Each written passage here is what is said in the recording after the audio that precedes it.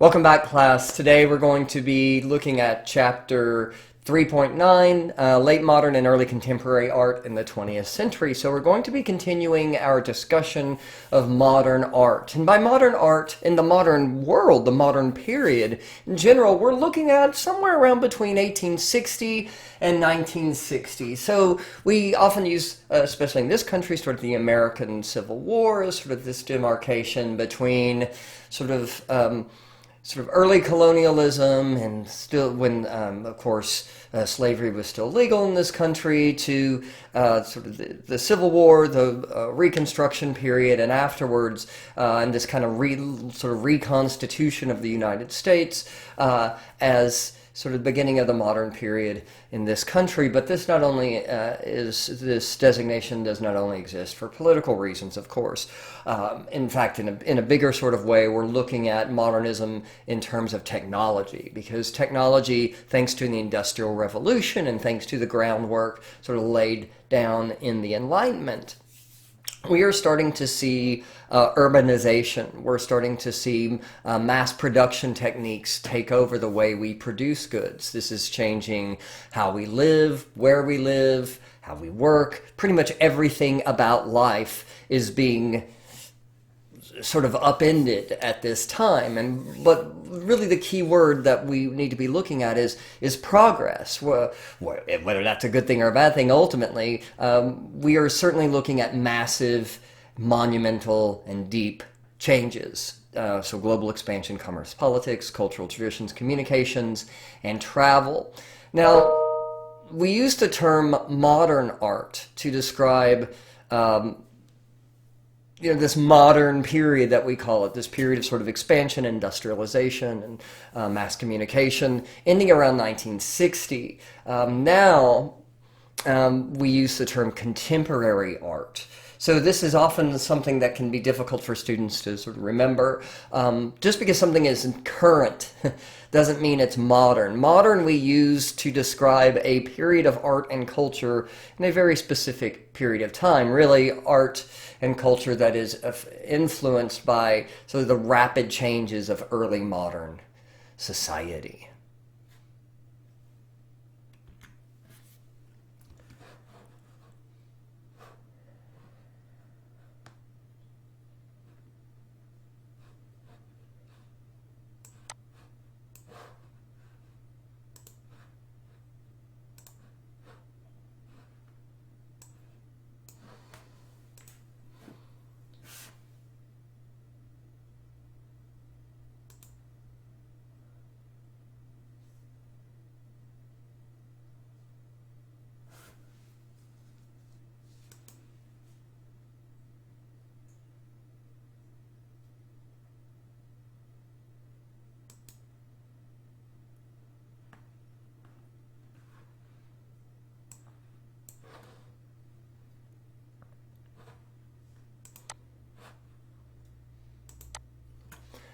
So what are some of the key aspects of this modern movement? So there's a rejection or a subversion of traditional themes and subject matter. There's a rejection and submersion of traditional methods, materials, and practices of making art too. There's also a rejection of illusionism in favor of abstraction, and you guys know what that means. That means we don't want pictures so much that are representational. We want pictures that represent sort of more abstract thoughts and ideas, but they don't have to look like something. There's an emphasis on the inherent qualities of the materials. You guys know this as truth to materials. Let paint look like paint. Let industrially produced steel look like industrially produced steel. There's an emphasis on innovation, as sort of in the modern period in general, there's this emphasis on innovation.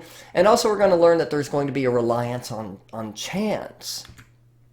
So we're going to start off with sort of one of the giants of modern art, a guy named Henri Matisse. This is a French artist who was known for primarily his use of color. In fact, we're going to look at two sort of major artists of the early 20th century who are going to sort of dominate everything. You can kind of almost think of these guys as the Leonardo and Michelangelo of modern art. And Matisse is primarily going to be interested in color, and then his sort of friendly rival, Pablo Picasso, is going to be interested more in form and structure and line. But they're both abstractors. They both abstracted art and simplified forms and reduced things to their basic elements. Matisse was just more interested in sort of reducing things in terms of color, and Picasso is more interested in reducing and abstracting things in terms of line and shape.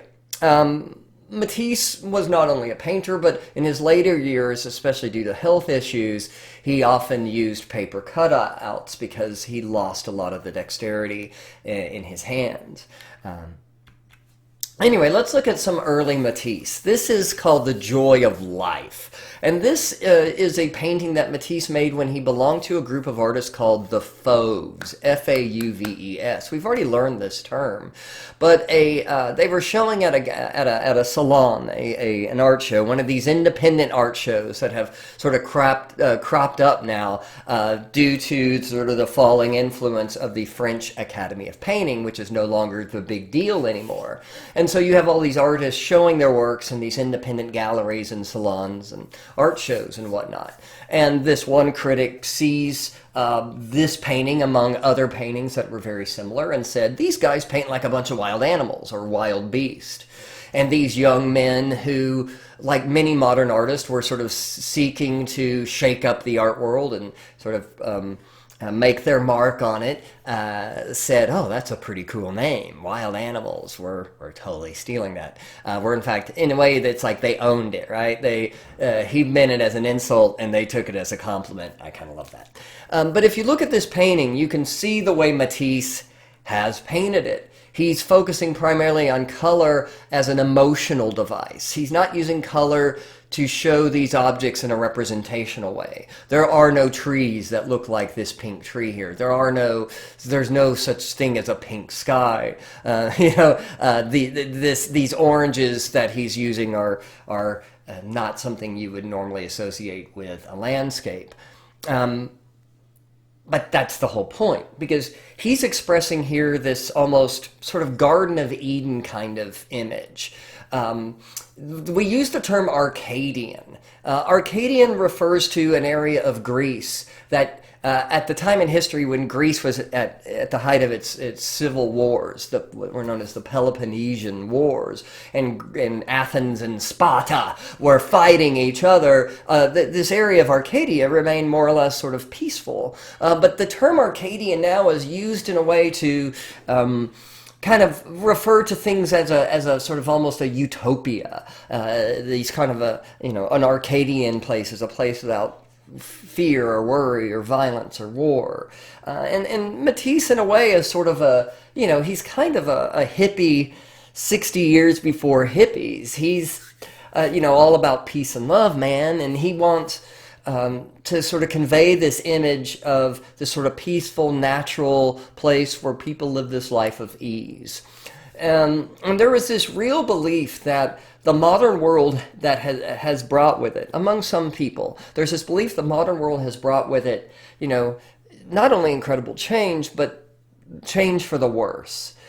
In terms of industrialization, in terms of destruction of the environment, in terms of the kinds of weapons that have been invented now that allow us to kill each other with, are leading to a world that is unstable and violent and corrupt and just terrible.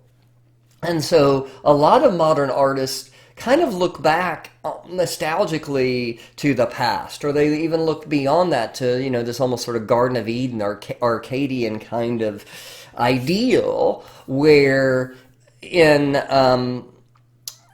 things were always better back then. That's what we always think, right? Things were always better in the past. Things were so much simpler in the past. Well, as a guy who's now old enough to have lived in the past, what some of you might consider the distant past, I'm not that old. But it's not true, right? Things have always been difficult, and they've always kind of sucked. But there's always this need to kind of sort of cover things in this feeling of nostalgia that the past is always somehow better. But Matisse is using color to express emotionally.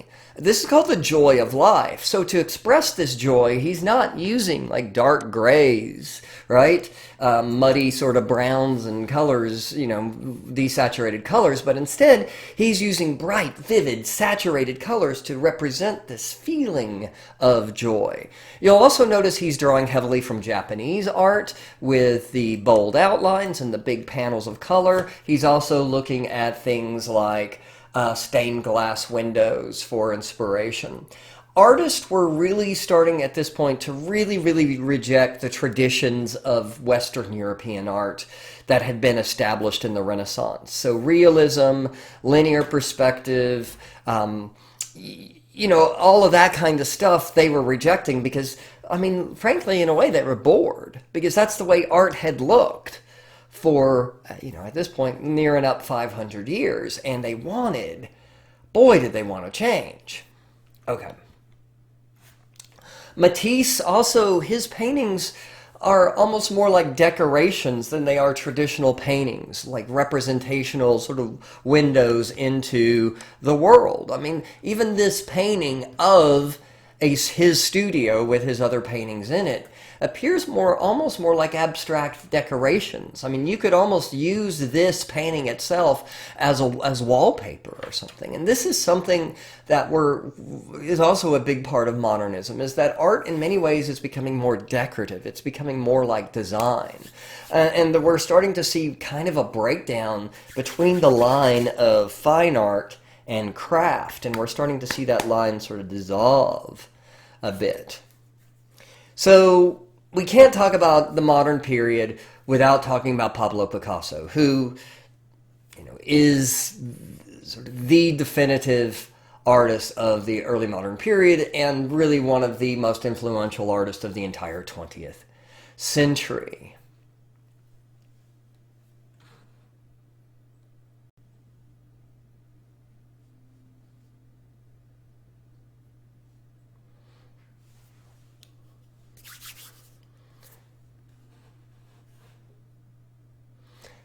So we really can't talk about modern art at all, of course, without talking about Pablo Picasso. Picasso, a little bit about him, is a Spanish artist, as most of you probably know. He grew up in Malaga, Spain. He both his parents were both in the arts, and his talent as an artist was recognized from a very young age, and he started to go to school and train and study as an artist as a boy. The two paintings I have here are both paintings that he made in his teens.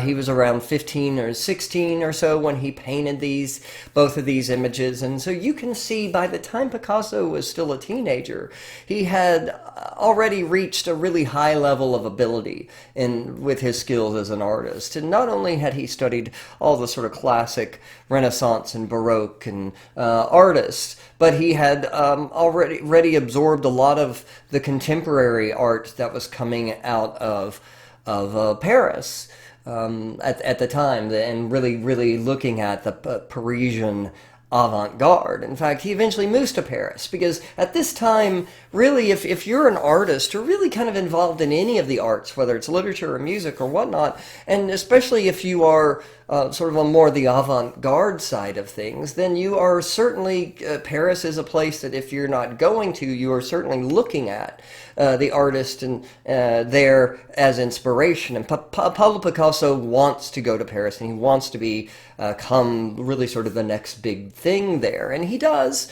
And he does.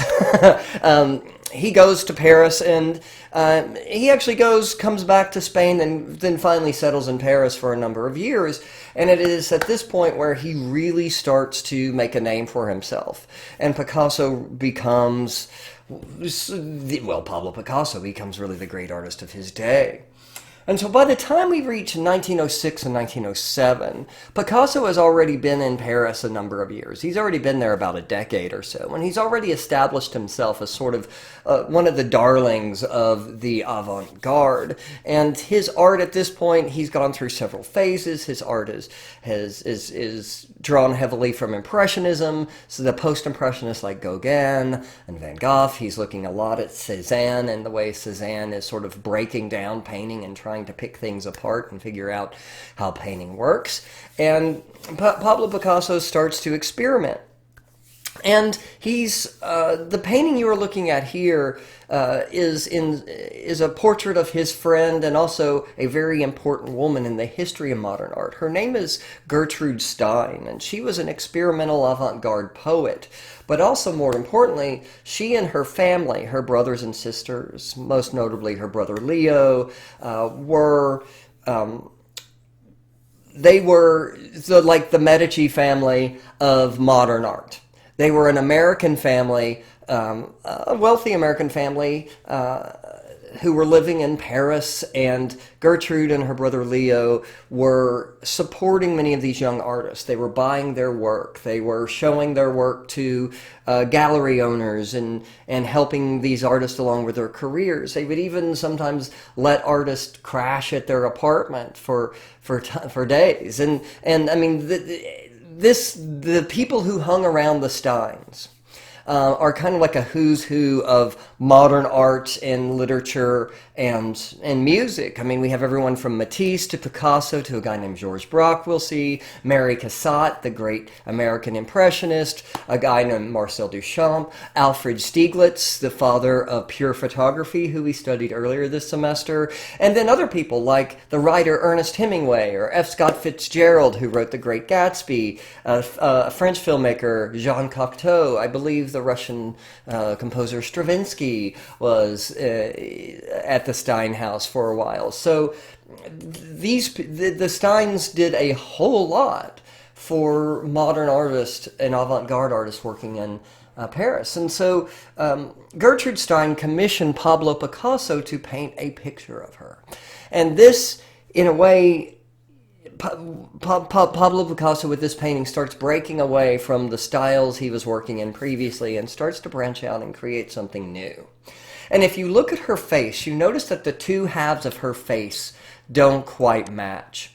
It's almost as if we're looking at her face from two different angles, like somebody took a picture from one angle and then somebody took a picture from a slightly different angle and they put them together. And really what Picasso is doing is he's actually sort of replicating human sight. Because we have two eyes, right? And those eyes aren't seeing the exact same thing. In fact, you can actually see this phenomenon occur literally right in front of your nose. If you take your finger, and we can all do this together, I hope you're sitting somewhere public, I hope you're in a Starbucks or a library or something somewhere doing this, because I want people to laugh at you, because students always laugh at me when I do this. But seriously, take your finger, put it 6 inches from your nose and close one eye. And now switch eyes. Your finger just jumped, didn't it? I hope it jumped. Otherwise, if it didn't, then your eyes aren't working right. Get to a doctor. But what happens is you are shifting the angle of view, right? And this is hard to notice sometimes. It's only when things get up close that you start to see literally double vision, because you're actually seeing two angles at once. But when things are far enough away, your brain can process that information more easily. But when things get up close, the two different pictures you are seeing blur together. And that is what is happening here. Picasso is painting Gertrude Stein's face from two different angles. And so this kind of sets up where Picasso is going to go next. Picasso was an artist who very much prided himself on shaking things up. He wanted to sort of push the boundaries of art. These two images, I think, say a lot about Picasso. The image on the left is Picasso around 1908 in his studio. And you can see he's a collector of African art at this point. And African art is going to really influence the way Picasso is going to start to paint. It's going to have a huge influence on him. There was a museum exhibit at a museum called the Trocadero, and Picasso saw it, and he was like, oh my God, this stuff is awesome. Because keep in mind that, at this time it was still very difficult for European audiences to see artifacts and art and objects made from cultures outside of Europe. And so anytime there was exhibits like this, it really was shocking and exciting to people, because they saw art they had never really seen before, and they saw ways of designing and representing the human body, and just the way we see in general in ways they weren't used to. The image on the right is my favorite image of Picasso, and if you want to understand who Picasso is as a dude, as a guy, this is it. This is Picasso in his studio. This is around the same time as the other. This is around 1908 or so, 1907 perhaps. And we see Picasso standing in his studio, not dressed as a painter, but dressed as a boxer. Picasso was kind of a manly man. He was a guy, like his favorite sport was bullfighting, guys. I mean, this was a dude who loved, going out. He was kind of hard drinking, hard partying. He liked the ladies a lot. He was this sort of bigger than life, over the top, kind of macho dude. And Picasso here is presenting himself not as a painter, but as a fighter, as a prize fighter, as a boxer. He's wearing boxing gear. The boxing gear of the time. And, he's almost like confrontational here, isn't he? It's almost like he's saying, all right, come on, take me on. Like, he knows at this point he's the best. And he knows that there's nothing that he really can't do. And so for him, art is more about of a challenge to himself than anything else. And he wants to innovate, and he wants to take art to new places that it's never been before. And in a way, he's like a champion athlete at the top of his game. He's like, all right, bring it on. But just remember that if you get too close, you're going to get knocked out. Right? That's kind of his attitude. He's taken on the entire history of art, the rules of art, and he's going to break them all. So how does he break them? Well, he breaks them with this painting called Les Demoiselles d'Avignon. The young ladies of Avignon. This is an image of 5 prostitutes. They come from a district in Barcelona. And Picasso here is basically shaking everything up. He has taken all the rules of art and he sort of turned them on their head. Instead of a painting that shows linear perspective and 3-dimensional space, it flattens everything out. So the foreground, the middle ground, and the background are all at the same plane. He's also played with the faces, and he's taking these African masks that he's been seeing.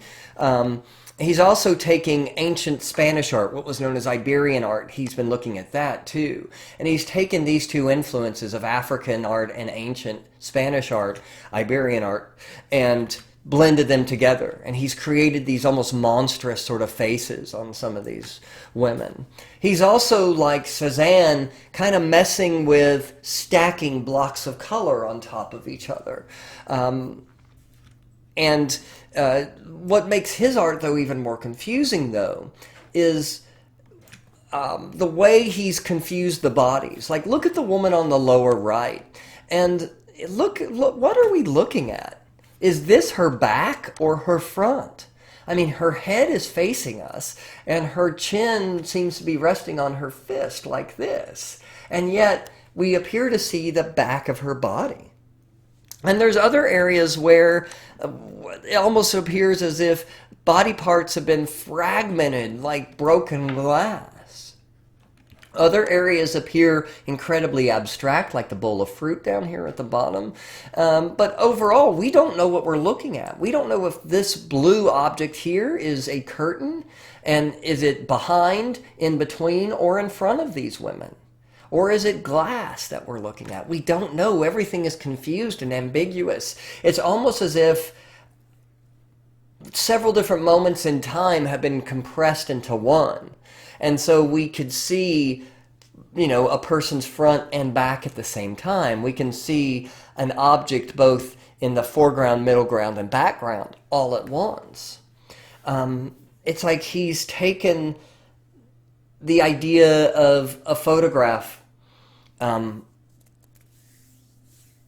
photographing, multiple images, 20 pictures at the same time, and then overlaying all those photographs on top of each other almost.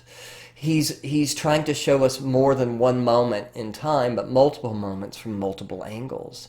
And he's also taken what has been traditionally considered an object of beauty, the human form, especially the human female form, and he's turned it into something literally twisted and monstrous and ugly.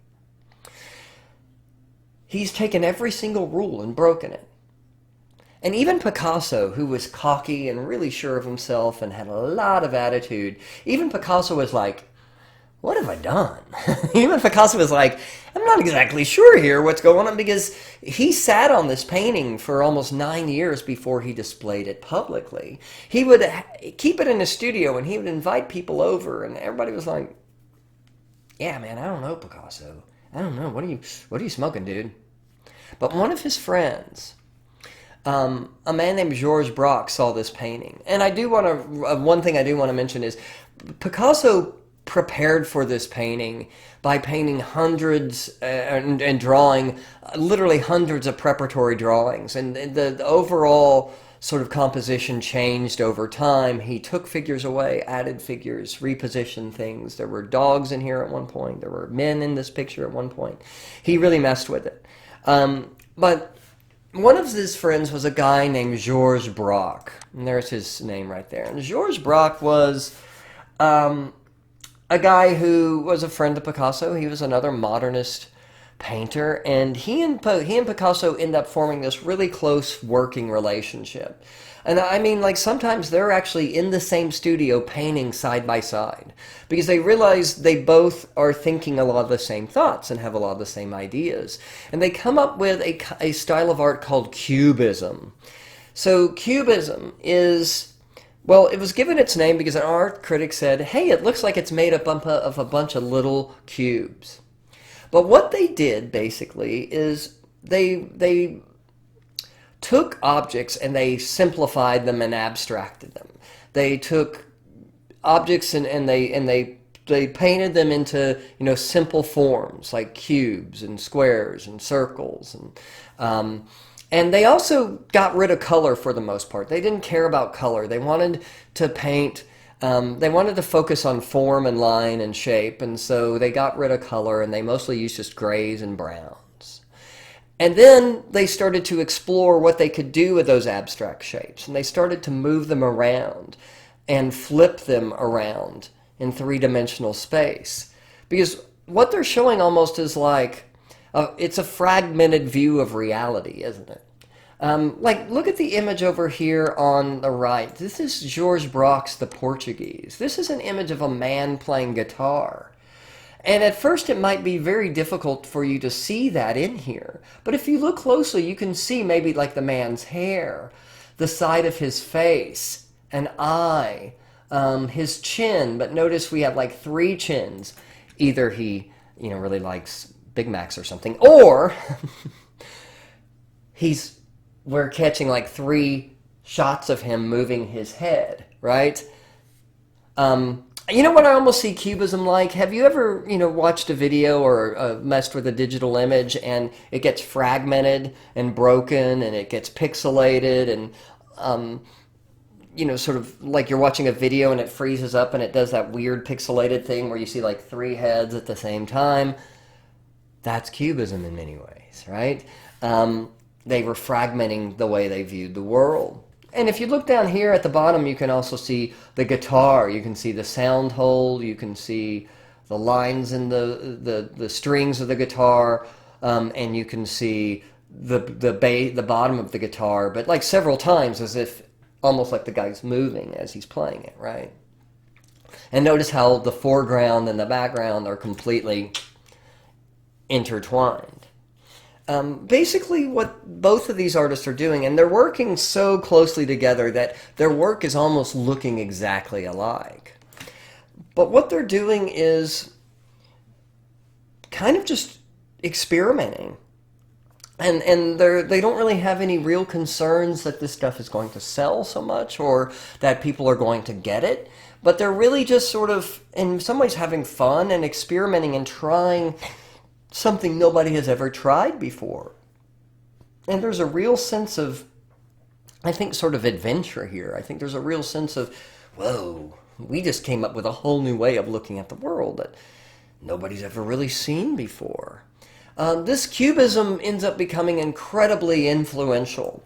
Many other artists, like for example, this is a Spanish artist named Juan Gries, who experimented with Cubism also. And you notice how all the different fragmented shapes, and notice how like we have a picture seen from flat on, and then we have like a cup seen from, you know, this angle. So we're looking at, in some ways, you know, things that Cézanne was kind of messing with, you know, 20 years earlier or so. We're starting to see these modern artists really, really push these kinds of ideas to their extremes. So we got to talk about Dada. Dada is, in many ways, an anti-art movement. It was founded in 1916 in Zurich, Switzerland, and it was very much formed as it was formed in the middle of World War I.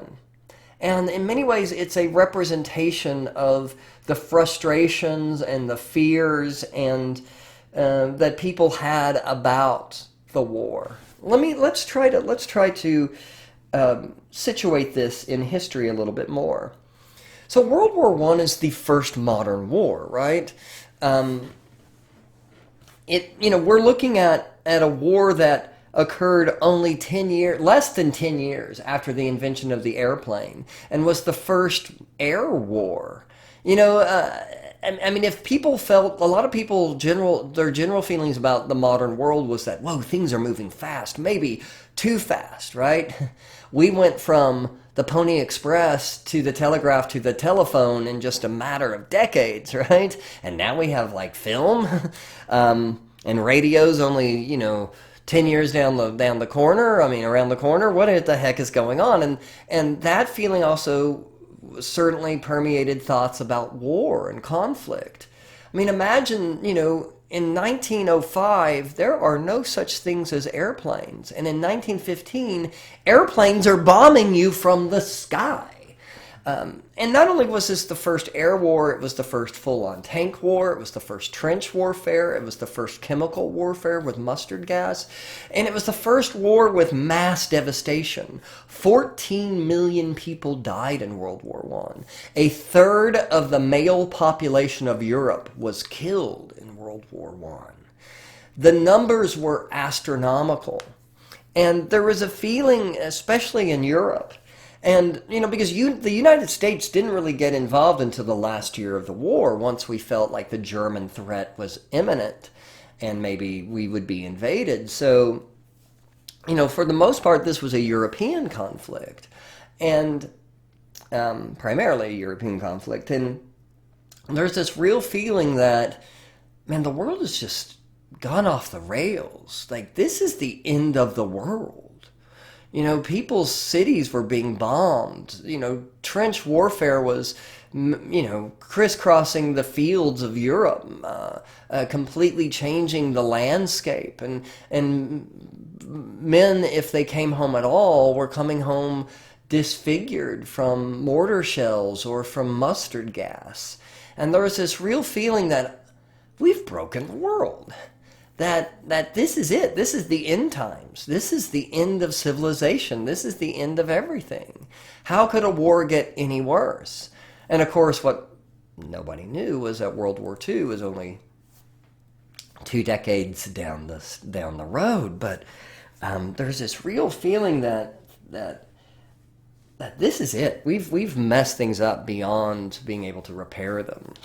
And so Switzerland becomes a center of artistic activity because Switzerland is a neutral country.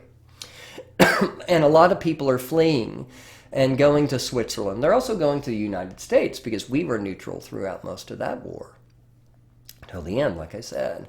And one of the big art movements, the big art movement, I should say, that crops up during World War I is called Dada. The name itself is a nonsense word. It doesn't really mean anything. I mean, it can mean like what a baby calls their daddy, or it could mean what, it's a French word for like a hobby horse. So, but really it has no meaning. It's just nonsense. It's baby talk. It's random and meaningless.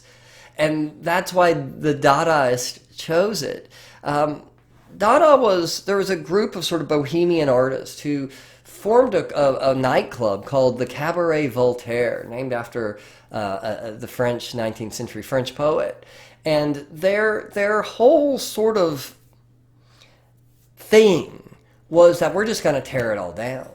That obviously the world doesn't matter. Otherwise, why would we all be killing each other and setting everything on fire? So there's this feeling that all of the things that were supposed to keep us civilized, our governments, our religions, our school systems, all of these institutions that were meant to sort of keep us civilized and sane people have failed us. And now here we are in the middle of this devastating conflict that's killing everybody. And so maybe we should just burn it all down. If that's what we're going to do anyway, let's just go for it. And so there's this feeling that there's nothing that can't be made fun of. There's nothing that can't be mocked, because everything is basically useless and pointless anyway. And so we see like performances like by this man, a poet named Hugo Ball, who would come out and recite this poem at the Cabaret Voltaire that was just nonsense. I mean, you can see the words here. Jolifanto bambla o fale bambia, grosiga impatha habla horum. It's sort of a mismatch of Latin and Spanish and Italian and other just made up sounds and words. And he's sort of making fun of poetry. He's also wearing a hat, or sort of a weird metal garment that sort of also is making fun of the bishops and cardinals of the Catholic Church. They're sort of setting their aims on sort of all of the big sort of elite institutions of the time, and they're just mercilessly making fun of them. I mean, in many ways, these are the first trolls. These are, the edgy people you find online who, just want to make fun of everything. I mean, in many ways, Dada is a form of, excuse my language, of shit posting, right? It is a way for these artists who see the world as just completely insane. The only way they can comment on it is just trying to be more insane. And that leads us to the artist Marcel Duchamp, who is, love him or hate him, one of the most influential artists of the 20th century. And he's one of the most influential artists of the 20th century by proving the fact that you don't need an artist to make art. It's very ironic. Let me explain. So Duchamp is the inventor of a kind of art called the ready-made. Ready-made, one word, ready-made, because the art was already made. It could be a bicycle wheel, it could be a stool, it could be a urinal. But here's the story about this piece on the right. It's called Fountain, and the original was made in 1917. You're looking at a copy from 1950. But the idea of this is what happened. Marcel Duchamp was part of the Zurich Dadaist movement, and then he moves to New York, taking these Dada ideas with him. And he joins an arts organization in New York, and this arts organization has an art show. And the rules of the art show is that anybody can enter. You just fill out a form, and I think you paid a fee, and then you can enter your art. And Duchamp, who's sort of like this master troll, says, anybody can enter? Any work of art they want? Yeah, absolutely. All right, well, I know an artist named R. Mutt. There is no R. Mutt. This is just a fake name that Duchamp chooses. And he has this work called Fountain. Now, Duchamp didn't actually make this piece. Instead, he got a catalog for basically a plumbing supply company, opened up the catalog, closed his eyes, put his finger down, it landed on this particular urinal. He ordered it, It came in through the mail. He unboxed it. He flipped it upside down, signed a fake name to it, and entered it into the contest. And the judges of the contest said, "Oh my God, you can't enter this. This is a urinal. We can't allow this. This is obscene." And Marcel Duchamp said, fine print says you have to accept it. It's an open show. You'll accept any work of art. And they went, "Oh my God, okay." And so Duchamp got a urinal into an art show. Ha ha ha. He played a prank. And on one level, that's really what he's doing here. He got a bunch of sort of snooty art people in New York to put a urinal in their show. But also, he changed the entire history of art by doing this. Because what happened is, after this appeared in this art show, people started looking at this urinal, this fountain, in a different way. At first, they were shocked. But then other people started to question, what are we seeing here? I mean, if you look at this fountain, in some ways, it's actually really quite beautiful. It's shaped really nicely. It's made from beautiful porcelain. It is, has a sort of nice aesthetic to it. It in its own weird way, maybe it could be considered art. And so what Duchamp here has done is he's changed the entire concept of what art can be and where art comes from. Because all of a sudden people are like, look, it's in an art show in New York. It's listed in the exhibition catalog along with all the other works of art, and it has a little label on it that says that it's art. So if it looks like art, and it sounds like art, and it feels like art, it must be art. And Duchamp is proving something, he's disproving this myth that had been around since the Renaissance. And the Renaissance is that artists are awesome people. That artists are special people with this special gift from God that has given them this ability to create things with their hands, to replicate God's world. And through hard work and years of training and honing this natural skill, only then can an artist become great and create works that will change the world. And Duchamp's like, no, that's not true at all. That's a bunch of BS. You know what you need to have art? You just need enough people, or enough of the right, most influential people, to all decide that something is art, and then it becomes art. You don't even need an artist. You can randomly choose a urinal out of a catalog, put it in an art show, and if people go, yep, that's art, then it's art. Is he right?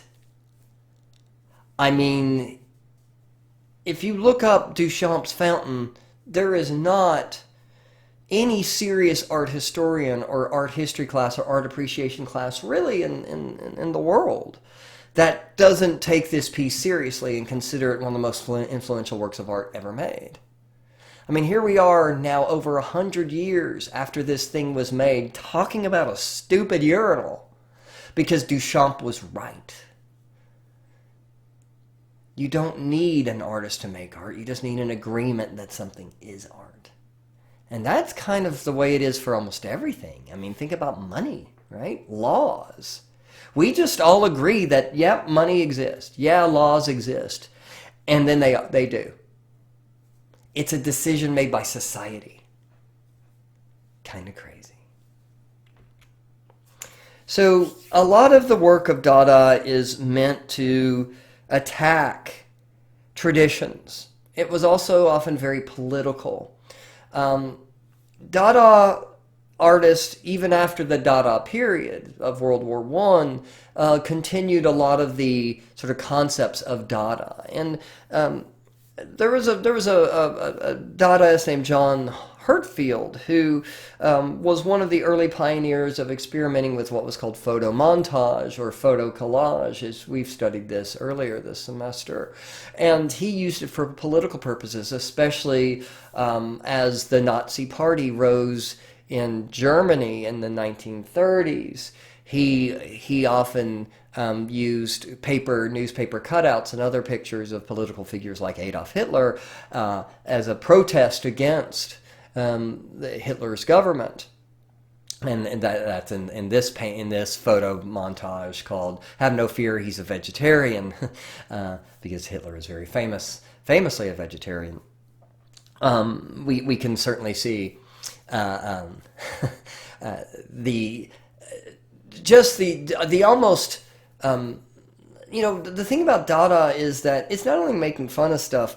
There's a real feeling that it's attacking these people who are in charge, who have no business being in charge. It's very much an avant-garde movement. It's very much from sort of outside the mainstream.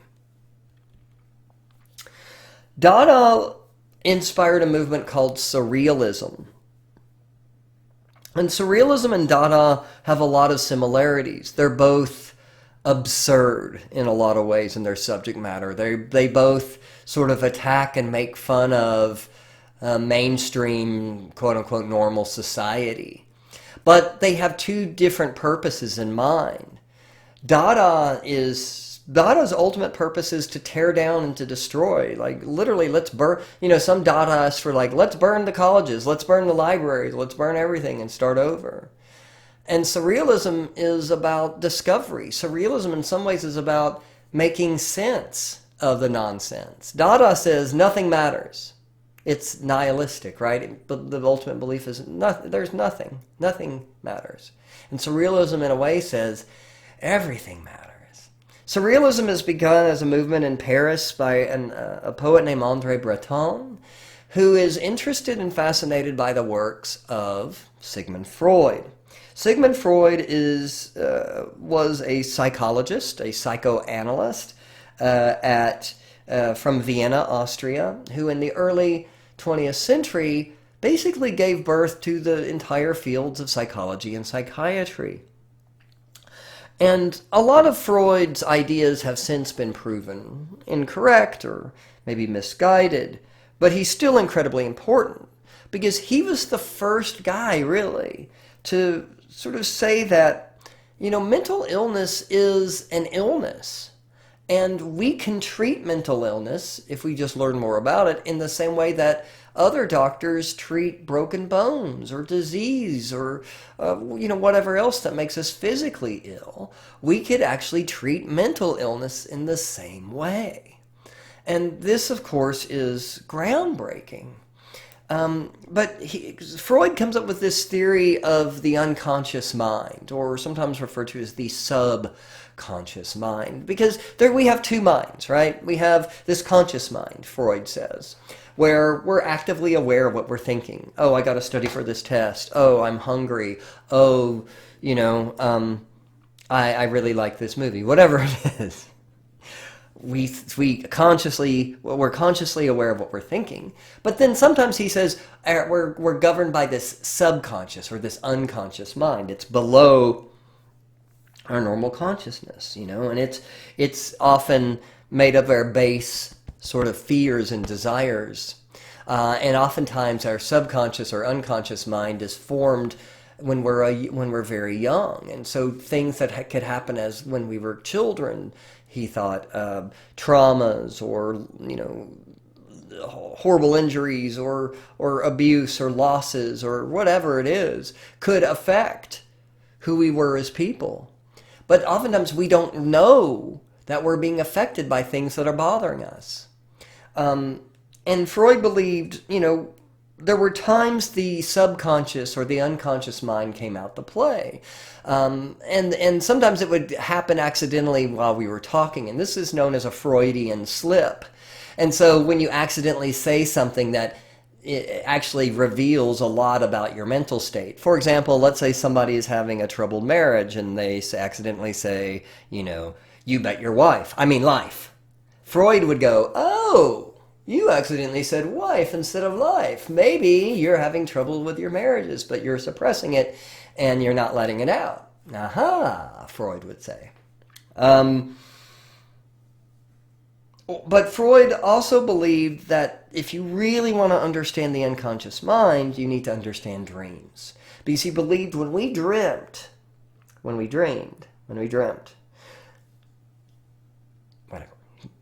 our conscious mind turns off and our subconscious mind comes out to play. And sometimes dreams are weird though, right? They don't make any sense. They seem random. One person will all of a sudden morph into another person. I have dreams a lot where they take place in the house I grew up in as a child, because that house was foundational to me. It was the first house I ever knew. It was the house where I was formed as a person, basically. So it's part of me. And so I'll have dreams where I'm teaching in a classroom, but I'm also standing in my childhood living room, right? It's real weird. And I think we've all had dreams like that. Where we're in one place, but it actually looks like another place. Or we're talking to one person who's supposed to be like your brother, but they're actually maybe your best friend, or whatever it is. And Freud would go, there's meaning to that.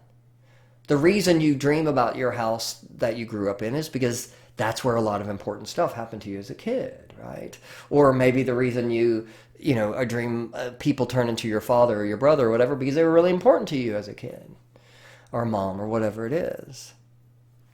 So, Surrealism is an art form that is meant to sort of replicate this subconscious dream state. And oftentimes it doesn't make any sense.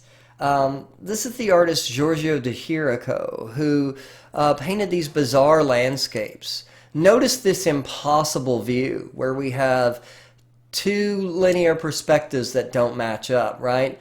The vanishing point and horizon line for this building is here, and the vanishing line and horizon point for this building is out here somewhere, right? And then we see figures that may or may not be shadows. We see an impossible view that creates more mystery. Where is this place? Why does it seem so desolate? Why does this painting feel so creepy? Because it invokes and evokes sort of a dreamlike quality. This was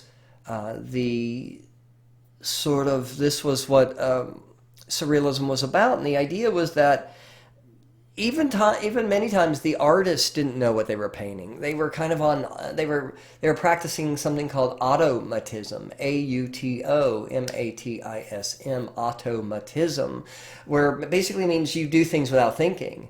You just draw or doodle. And they felt this was a way of accessing their unconscious mind. Or some artists would take objects, random objects, and assemble them, thinking that, well, a parrot and a leg and a piece of wood, and, maybe this makes some sort of weird dreamlike logic. And the idea is that Surrealism maybe it doesn't have one interpretation, but it has multiple interpretations depending on who looks at it. But the most influential Surrealist was a Spanish artist named Salvador Dali. And the fascinating things about Dali and many of the Surrealists, not all of them, but many of the Surrealists actually painted in using very traditional methods and materials. I mean, if you look at this landscape, Dali is painting like a Renaissance artist. He's using linear perspective. He's using atmospheric perspective. He's using chiaroscuro. He's using all of those rules. I mean, giant melting clocks don't exist, but if they did, they would look just like this. I mean, this is realistic. This is naturalistic, right? In its form, in the way it's painted. It's just completely what he's painting is impossible. This is a painting called The Persistence of Memory, and it's what does it mean? First of all, where are we? Is this a landscape? Right? Or is this water?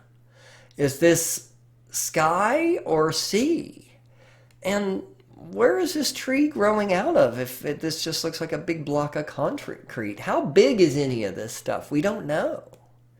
Why are these clocks melting? Why are there ants? What is this object? Is it a bird or a side of a face? Or is it a weird alien life form? Is it a jellyfish? What are we looking at? We don't know. It's like in our dream state, it could be many things at once. Kind of depends on our interpretation and how we look at it. But if you look at everything here, you can see everything here is about time passing, about things melting away, right? Time slipping away, ants working their little lives away. It's about sort of losing the moment. And in the end, all we have is our memory, the persistence of memory. That's all that we're left with, is how we remember something. But the actual moment itself has slipped away. Now, Dali may or may not agree with that argument. He might even just say, well, there is no meaning whatsoever. Dali was this very eccentric figure. He was a celebrity artist. He was this big, weird guy who often dressed in strange clothes. He had this very famous twirled mustache. Sometimes he'd grow it out incredibly long. He owned exotic pets. He was just this larger-than-life figure, and he always claimed he never used drugs. All of this stuff was simply his subconscious coming out to play.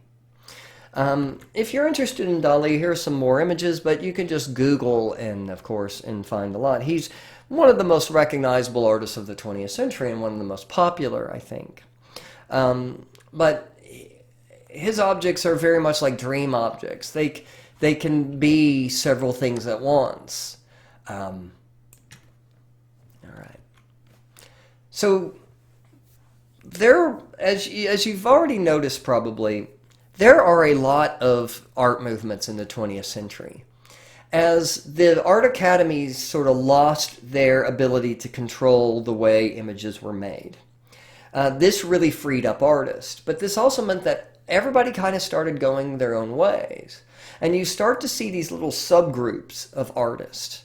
Now, in modern art, there are certain things that kind of continue, certain traits of modern art that we see in all of these movements, or most of these movements. You know, you'll see abstraction, right, is a big thing.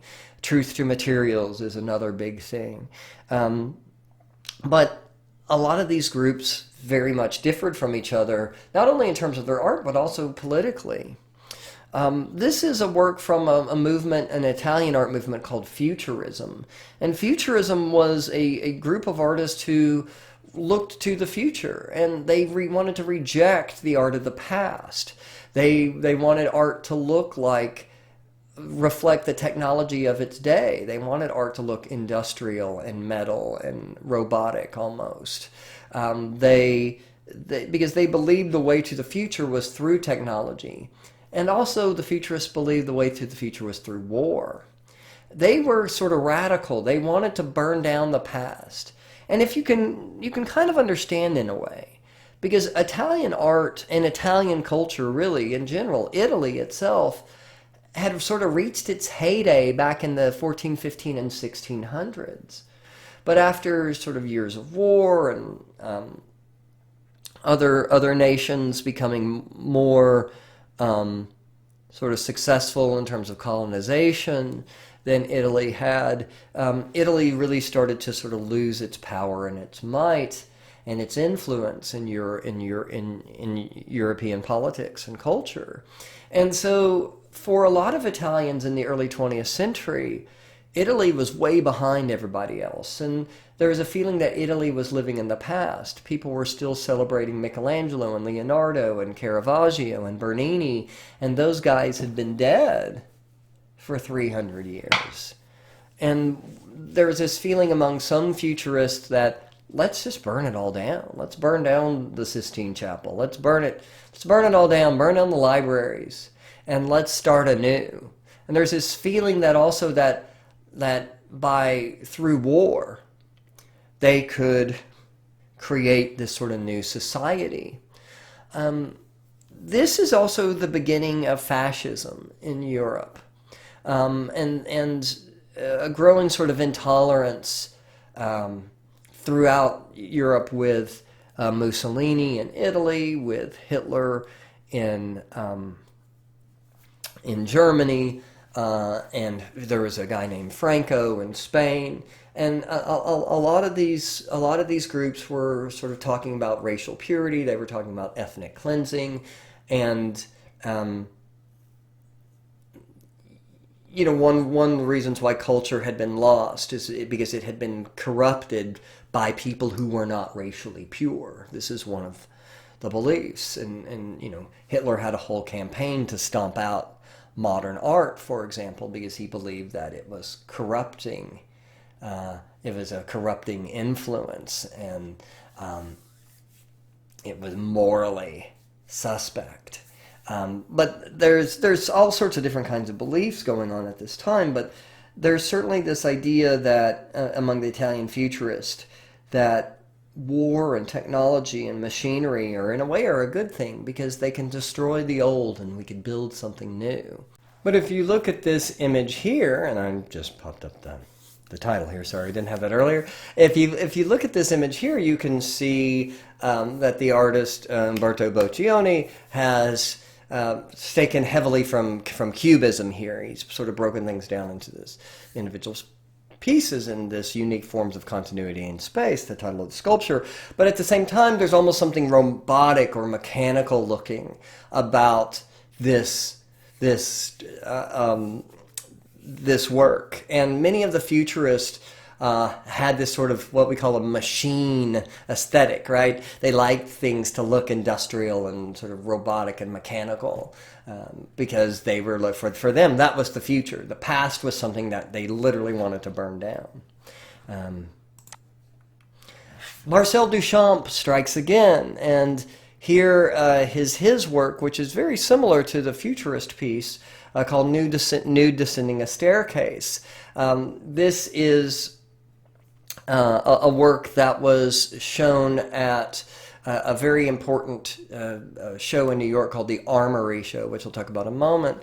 But this is meant to convey, sort of movement, almost like a time-lapse photography here. And we can see the influence of Cubism once again with these shapes that have been abstracted to their basic simplified, rectangles, squares, triangles, etc., and this sort of repetition of form.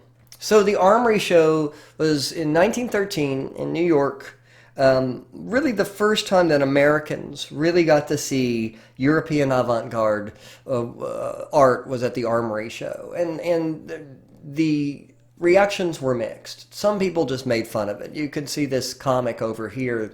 It's from a newspaper. There were people who just thought it was almost hilarious how weird everything was, and they made fun of these artists. Some people thought this work, a lot of this art, was immoral because it was so strange and new. They were threatened by it. But then other artists were really excited by the experimentation that was here. But I mean, everybody from Picasso to Duchamp and his Nude Descending a Staircase, Cézanne, Edvard Munch, Gustave Courbet, Matisse, Seurat, Picasso, Kandinsky, sort of the who's who of post-impressionist and early modernist art had work in this show. It's foundational to American modern art because, like I said, for the first time, this was the first exposure that Americans and American artists had to this kind of stuff. So let's look at what else is going on outside in Europe after World War I.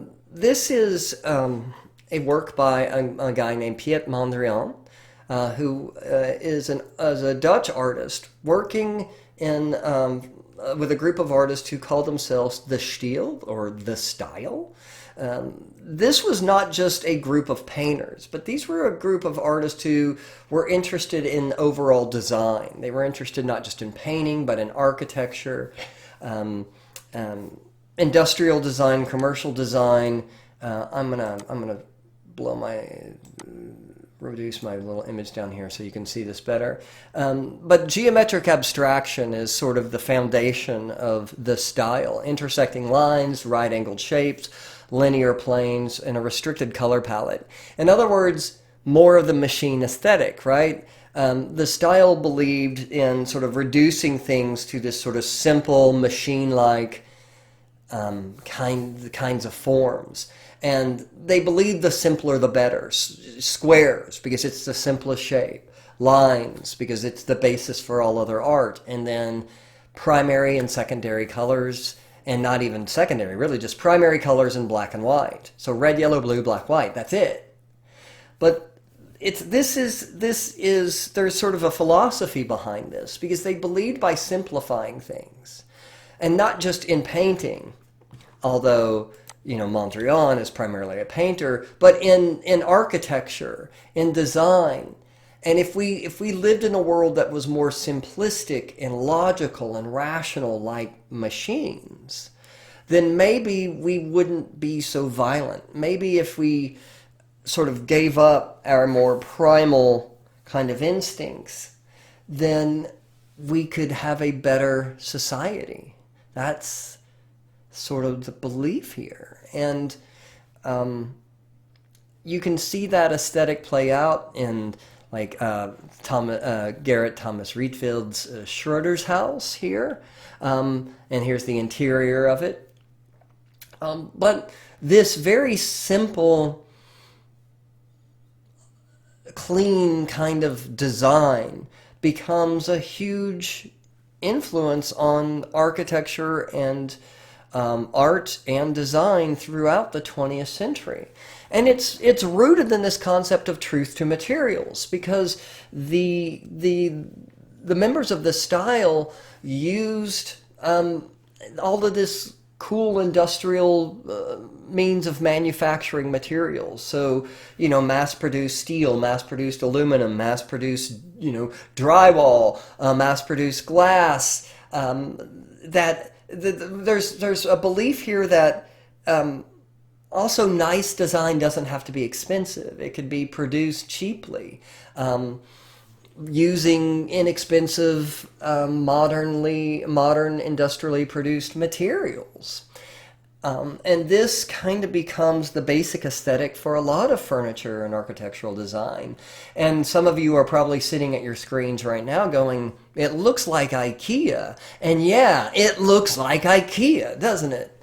I mean, especially if you look at Rietveld's chairs here. I mean, you could buy these. Look like you could buy these at IKEA. But the idea was that they were simple, clean design that could be affordable. But also there's this deeper meaning that if we lived maybe a life that was a little more rational and cleaner and sort of less kind of cluttered with the trappings of the past, maybe we could progress as people and become better people. I mean, it might seem kind of a silly idea, but, try to put yourself in the mind of an artist or a designer, or really anybody, 20 years out of World War I. And you lived through what you thought was going to be the most devastating event of your entire life. And then all of a sudden there's this dude Hitler in Germany, and there's this crazy man Mussolini in Italy, talking about racial purity, talking about world conquest, talking about all of this scary stuff. And you're thinking, man, it's going to happen again, isn't it? It's going to happen again. And in a way, when things get really crazy and bad like that, I think people just, they're willing to try anything to keep bad things from happening again, maybe. So, one of the concepts of modern art is that, truth and materials. Art should not resemble things, but art should be just art, right? We should enjoy art not because it tells a story or because it looks like something, but because it's simply beautiful. And we can see that in the work by Constantine Brancusi in his Bird in Space. This is an image that it's called a bird in space because it evokes a bird, but it doesn't look like a bird. But it looks fast like a bird. It looks aerodynamic like a bird. It looks sleek like some birds. This shape resembles both a wing and a beak. The brass looks like the color of some birds. So ultimately, though, this work is meant to be seen for itself as a beautiful shape made out of beautiful materials, designed beautifully by the artist. And it's not supposed to be really any deeper than that.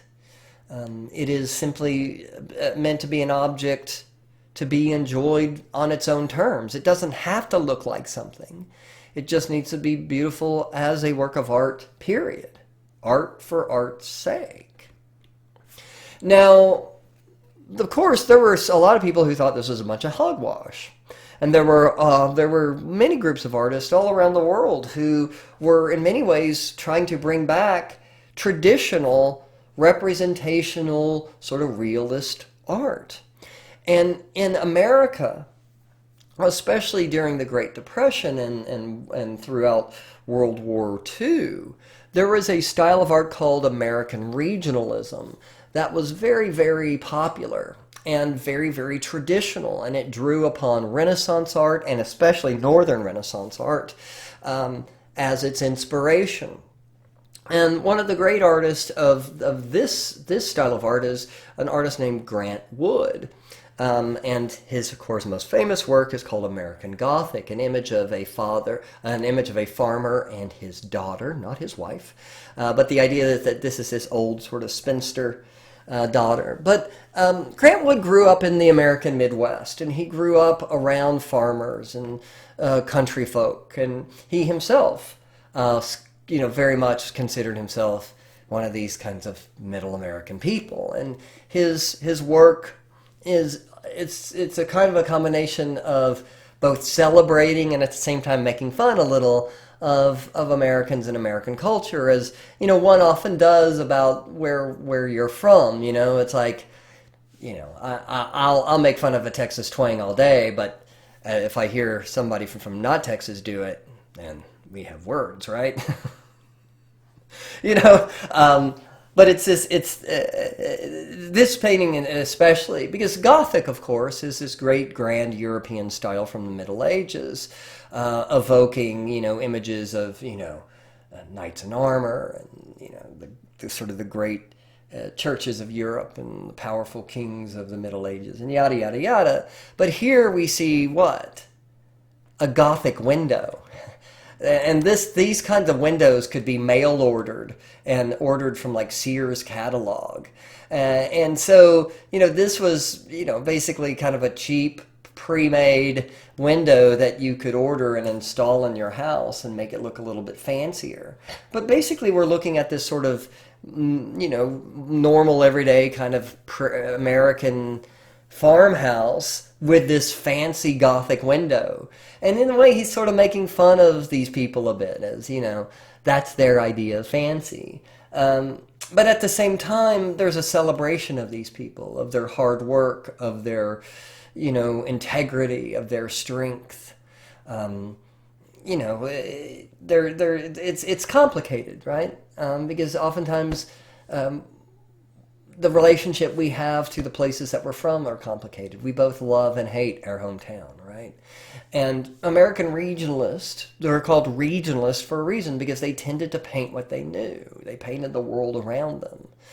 So, Grant Wood's from the Midwest, he paints the Midwest. There were, there were Texas artists, there were California artists, there were New York artists, and they painted what they knew. Even like Mexican artists. And, Frida Kahlo is not an American regionalist, but she's from this period, and she very much painted her culture. And just in the way Grant Wood painted, his culture. But there's American regionalism has a very close ties to French realism, and Courbet especially, who painted 100 years before almost, the people of southern France that he grew up around in the fields, and Grant Wood and other American regionalists are doing the same thing. So the last movement I want to talk about today is a movement called the Harlem Renaissance. And the Harlem Renaissance is not just a visual art movement. It is really in many ways a cultural movement, in the same way that in some ways maybe like the hippie movement in the 60s was a cultural movement. The Harlem Renaissance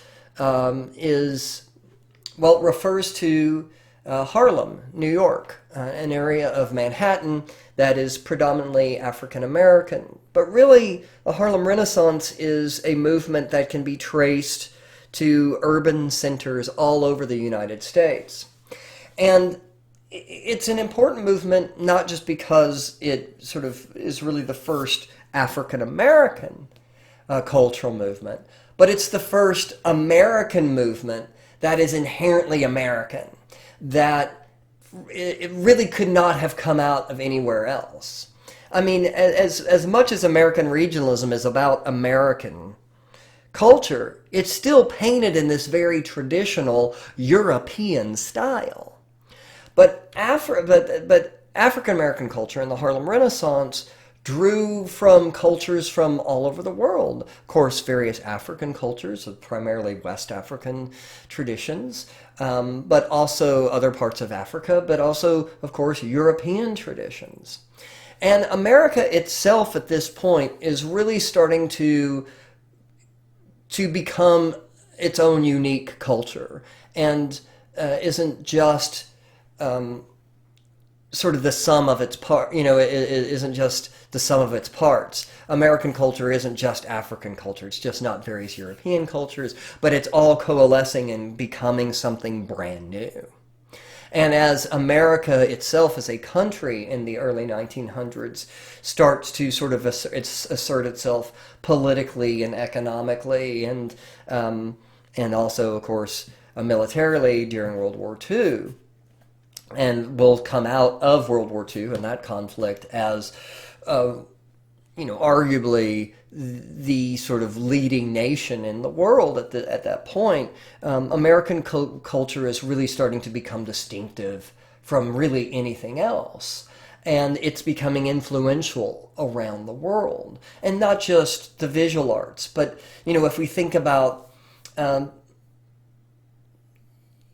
American culture after the Civil War. So let's break this all down. So we have the Civil War, the war between the states, and the result is the Emancipation Proclamation, and slaves are free.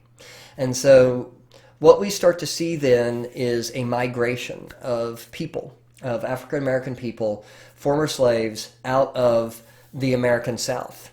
Now, some, of course, stayed, but a lot of people fled because of the very strict Jim Crow laws and segregation. And so a lot of the urban centers, primarily of the North, but Midwest too, so places like St. Louis, Chicago, Detroit, New York City, these cities are starting to become very sort of multicultural with a huge African American populations. And we're starting to see new art forms emerge. Now, really the first sort of African American art form is blues, which combines traditional African kinds of music and rhythms and melodies along with European traditions. And what you start to get is a very distinctive kind of music. And, of course, the blues forms the basis for what will become jazz. The jazz forms the basis for many different kinds of music, from rock and roll to R&B to hip-hop. So, it all kind of comes out of this tradition of the blues. And it is around in big cities like New York, like Chicago, like St. Louis, Kansas City, New Orleans, that you start to see really the birth of this music called jazz. And around jazz crops this whole other culture of dance, of fashion, and what we really see is this really distinctive African American expression of culture. And so the Harlem Renaissance is a bit of a misnomer, because Harlem is this place in Manhattan, right? And we use this, we call it use the term Harlem Renaissance because there were two big clubs. There was the Cotton Club, and there was the Apollo Theater. So really a club and a theater that were kind of the places where where jazz and blues became really well-known and influential kinds of music. Now, the Cotton Club was actually in Manhattan itself, and it was mostly, primarily African-American performers performing for white audiences. And then the Apollo Theater, which is located in Harlem itself, was primarily African-American performers performing for primarily African-American audiences. And so, it's not, though, just these two clubs. I mean, there are clubs and dance halls and bars and wherever else that musicians are playing all over the country that are becoming sort of the roots and laying down this sort of jazz culture. And you can see the many of the famous names in jazz that emerged out of the Cotton Club, from Duke Ellington to Fats Waller, Dizzy Gillespie, Nat King Cole, Billie Holiday, Cab Calloway, Nicholas Brothers. I could have put, I don't know why I didn't put Ella Fitzgerald on there, but, because she's also performed at the Apollo. So Ella Fitzgerald, Billie Holiday, James Brown, Diana Ross, Gladys Knight, Jackson 5, Michael Jackson, Patti LaBelle, Aretha Franklin, Lauryn Hill. The names of the people who emerged out of the Harlem Renaissance and after are some of the most influential and important American performers in history, right? Pretty cool stuff. But there were two guys who started to see this cultural expression of African Americans all around the country.